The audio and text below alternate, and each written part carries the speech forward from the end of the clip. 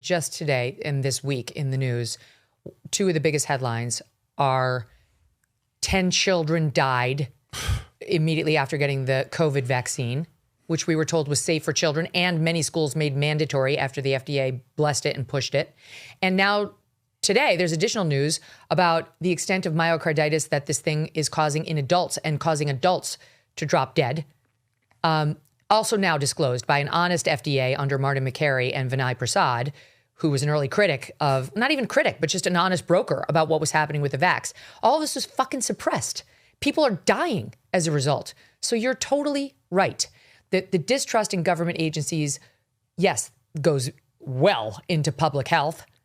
And the DOJ and FBI even now, because to your point, what was the first big action that we saw this DOJ do? It was the Epstein thing. It was Pam Bondi needing to see herself on TV, running around saying, the file's on my desk. He was disgusting. Wait until you see all the videos. You know, we're not going to release the actual videos, but let me trust me. There have been tens of thousands of him with like child pornography. Yeah.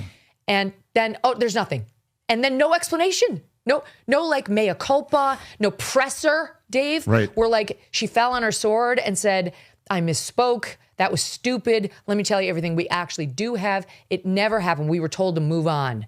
And it's been very tough. One silver lining, it's not the DOJ that's handling the Tyler Robinson criminal case. It's the Utah state authorities, about whom we know very little. Yeah. I have no reason to trust or distrust them. They haven't crossed me or the public in any way that comes to mind. So I'm open-minded on how they'll do. Yeah, fair enough. I was more just getting at, like Kash Patel coming out and saying that we recreated the letter that we found from him. Is just, I think, like, I'm in the camp with the American people where it's just like, I don't trust a word you say. That's where I'm at with this Justice Department. So fair point there. But I think that, like, look, even with, say, like, to your point with the Epstein thing, I know I was there. We didn't see each other. I think I was there the day after you, but at the Student Action Summit at Charlie Kirk's last huge event before the one in July, where he was killed, where you said, like, someone was like, hey, if you had to guess, who would you say? And you went, well, Israel intelligence does seem to be the most. So, okay, everyone wants to jump on you for speculating about that, even though you were acknowledging that you're speculating. We don't know for sure. So, okay, yeah. Fine. So what was the relationship between Ehud Barak and Jeffrey Epstein then? What's your explanation for it, alternative people who are outraged? Honestly, why is it that I just learned? Sorry, go ahead. I was just going to say, maybe we should ask Benjamin Netanyahu, who is now tweeting out articles saying Ehud Barak and Jeffrey Epstein were sharing intelligence, that there was an intelligence sharing arrangement between them. So it's like, that's according to Netanyahu. Yeah. But I was called an anti-Semite, as I know you have been countless times, for saying, might have been Israel. Could have been Israel. And honestly, like, what happened with you at that Student Action Summit? You debated Josh Hammer. You were there having a debate with a Zionist, with a big Israel defender. Like, that's what was happening. But of course, yes, that was evidence that you're not allowed to discuss. You can't have a debate. You can only have the one side, and you can't ever say that Epstein might have been Israeli intelligence, might have been American intelligence. This is an asset of some sort, because that's also anti-Semitic, allegedly. And again, it's back to the same point. Like, how many times have I caught you guys lying? Benjamin Netanyahu has been lying to me for my entire life, telling me that Iran is 5 years away from a nuclear weapon, trying to get my country into a war with Iran, which he kind of succeeded in this last year, at least a little one. It's like, I don't know. You guaranteed, when you testified before Congress in 2002, your exact words were, I guarantee if you overthrow Saddam Hussein, positive reverberations will sweep the region. Like, you lie / get everything wrong and then expect me to rely on your word. And, for whatever, like, I know there's the spat between Erica Kirk and Candace Owens right now.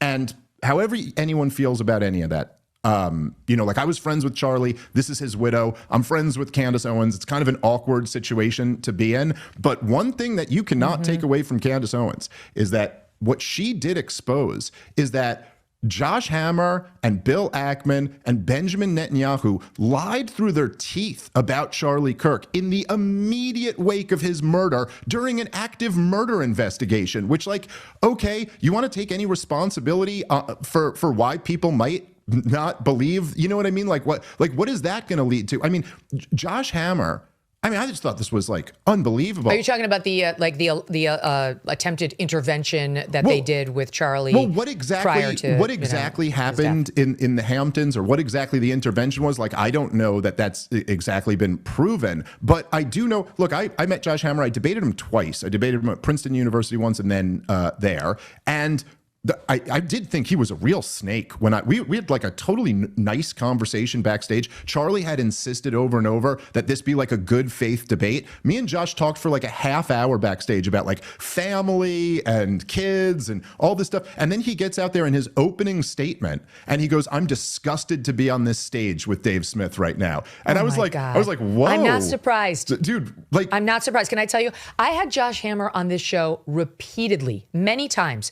And I'm pro-Israel. Like, right. I've been defensive of Israel, not exactly Israel, but like of its right to defend itself. I haven't really been zeroing in on their tactics and all the news over the past 2 years. It's just not what our show does. But in general, supportive of Israel and definitely defensive of American Jews subjected to anti-Semitism. And I had him on the show numerous times where we talked about those issues. I promoted his very crappy podcast for him many times.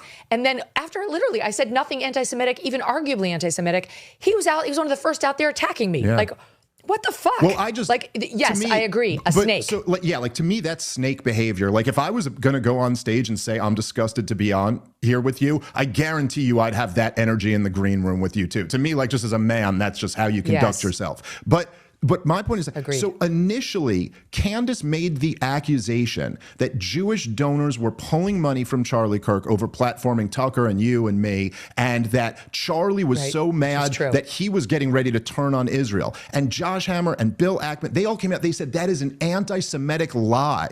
And then the text message dropped. Like, I'm sorry, but you just, it's true.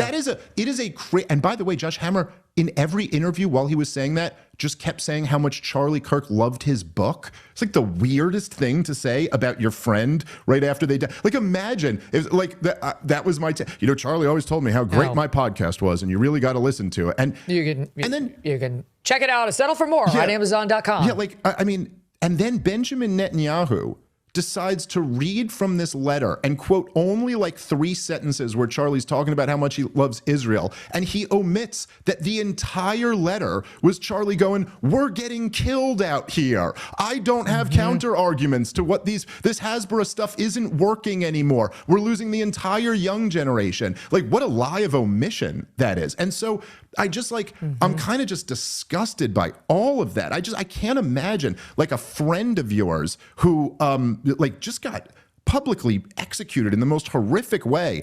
It's the the highest profile political assassination of our lifetime during an active murder investigation. You're just out there lying about this. I was like blown away by that. It's awful. I mean, I said this yesterday. I'll say it again today. I do have thoughts on what's happening now between Candace and Erica, and I will be sharing them very soon. And I have a very good reason for not sharing them yet, which will become very apparent to everybody when I do. But putting a pin in that for my audience and me. Okay, let's keep going. Well, you got me interested now. No, I'm good. I need to exercise patience. There's a tease. Ever read the label on a typical bag of chips? It's often a science experiment of seed oils, MSG, artificial dyes, and mystery ingredients. Masa is part of the growing movement to bring back real food. Masa chips contain just 3 ingredients: organic corn, sea salt, and 100% grass-fed beef tallow. Not only do these chips avoid the bad stuff, they also taste delicious too. Snacking on Masa chips is nothing like eating regular chips. With Masa, you feel satisfied, light, and energetic with no crash and no bloat. And if you love Masa, then you will love Vandy Crisps. Vandy, which is Masa's sister company, makes the most delicious 3-ingredient potato chips too. Ready to give Masa or Vandy a try? Use code MK for 25% off your first order at masachips.com or vandycrisps.com, or simply click the link in the video description or scan the QR code to claim this delicious offer. Don't feel like ordering online? Masa and Vandy are now available nationwide at your local Sprouts supermarket. Stop by and pick a couple of bags up before they're all gone. Thanks so much for watching. If you like what you just saw, hit the subscribe button for more clips and full episodes.